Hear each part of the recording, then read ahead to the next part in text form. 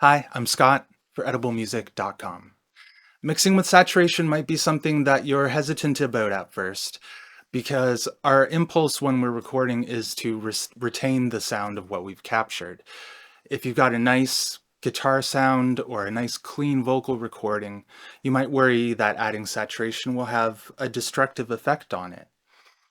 But by traveling through a microphone, through cables, an interface, hardware, mixing plugins, saturation is a normal, basic part of the process. It's an ordinary feature of mixing and making music, and it's something that I'd like you to embrace rather than avoid. And it's also something that has a lot of creative opportunity because it's something that you can control in your mixing process. And you might be surprised by the effects that it can have on your mixes. So here are a few ways that you can make use of it. The first is that as a sound passes through a saturator, as a signal is driven into it, it starts to compress that signal by pressing down on the peaks. And this is really useful. This is really useful. Consider, for example, when you're trying to balance a tambourine or some stabs or beat boops or things that you've already tried to EQ and compress, but they just keep on poking out of the mix and they're really difficult to balance. For me, tambourines are so difficult to mix, even though they're the simplest instrument. They just always feel either too loud or too quiet.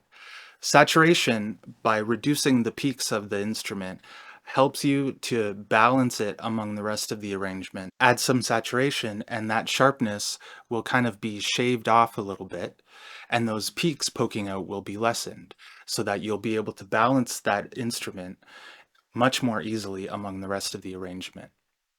Saturation also extends the sound and changes the tone because it introduces new harmonics. And this is, I think, the part of saturation that can feel a little bit worrisome. But here's a way to think about it creatively as an opportunity instead of as a hindrance to making a good mix. The effect that it has will be different depending upon which and how many harmonics are being added. This is, again, a creative opportunity. Imparting even harmonics, which you can usually find with tape emulations, will help to support the sound, while odd harmonics will usually create a little bit of a dissonance. Not too much, but it'll help to cause that program element to stand out more in the mix. Sometimes that saturation can come from analog EQs or compressors or different plugins or microphones that will add just a light brush of saturation and really help to enhance and enrich the tone. That is especially notable when you're combining everything together. So I want you to try and experiment on the mix that you're working on right now and add some very light compression on each of your groups or buses. Say the drums group, background vocals, pads, guitars, the bass.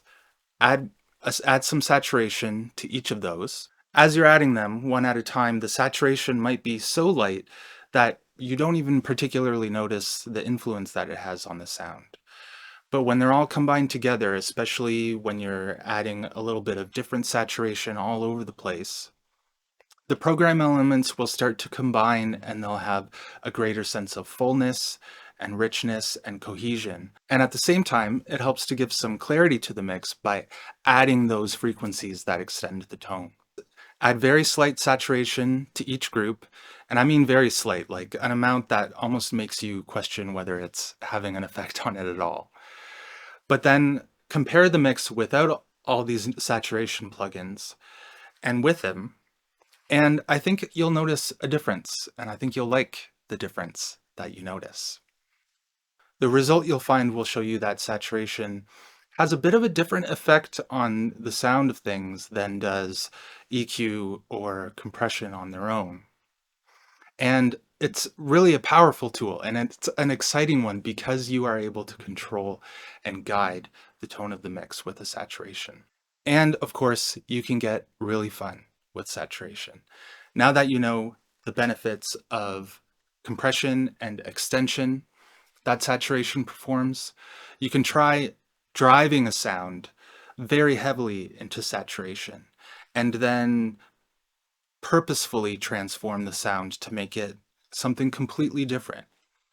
Or alternatively, you could put a saturation plugin onto a return track, drive that very heavily, and then just tuck it up underneath the sound to support it and extend the tone that way while leaving the original track intact. Sending a track to a return channel with a lot of saturation and then tucking in some really cool distortion can supplement the tone of a program element in a really effective way. It's useful on drums, it's useful on vocals, everything. That characteristic of saturation gives it a powerful role in your mixing practice. And if you're not sure how it can fit together with EQ or compression or spatial effects, then I want you to join my 5-day foundation. It's an email series that goes through these topics one at a time, in depth, patiently, so that you can understand fully before moving on to the next one. And it'll help you to develop your mixing practice with a strong understanding and a clear outlook. Join me there at ediblemusic.com/5days.